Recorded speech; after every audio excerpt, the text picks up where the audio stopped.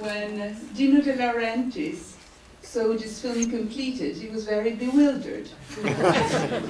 Dino had worked before with David Lynch in Dune, and Dune was expected to be a great success. David had just finished The Elephant Man, and which got many nominations. It was it was a beautiful film, but much more traditional, and that's why maybe got so many nominations.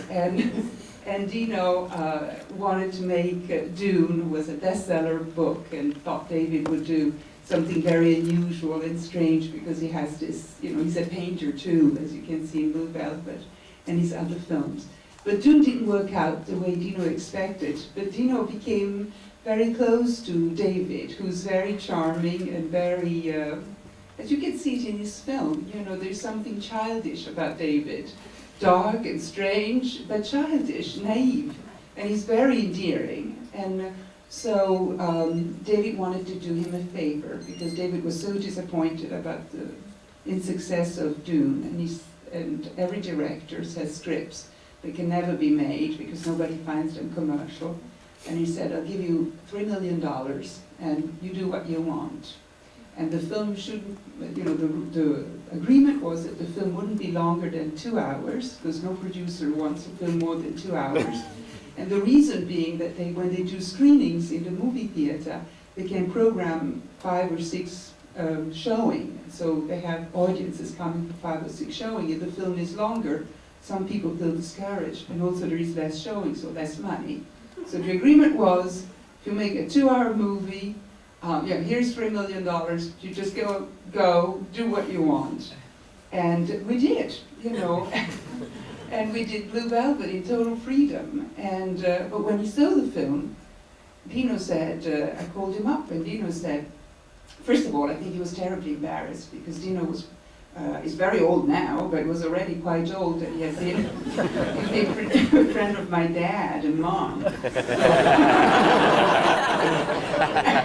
How am I going to deal with that? And he told me he didn't know how to distribute the film. He said, maybe we'll find somebody who wants to distribute it as a midnight film, some sort of weird movie theater.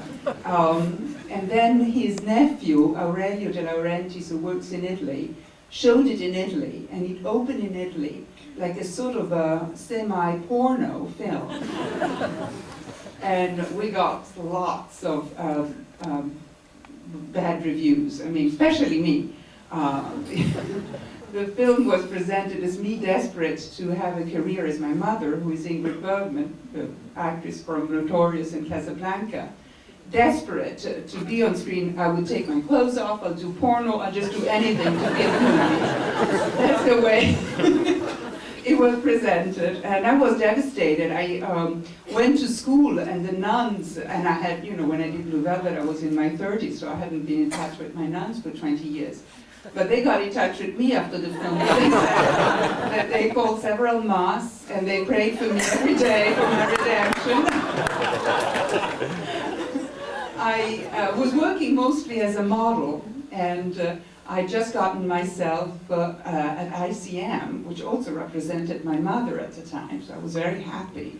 I did one film before Blue Velvet, which hadn't come out, which was White Night, with Misha Baryshnikov and Gregory Hines. It was a much more respectable film.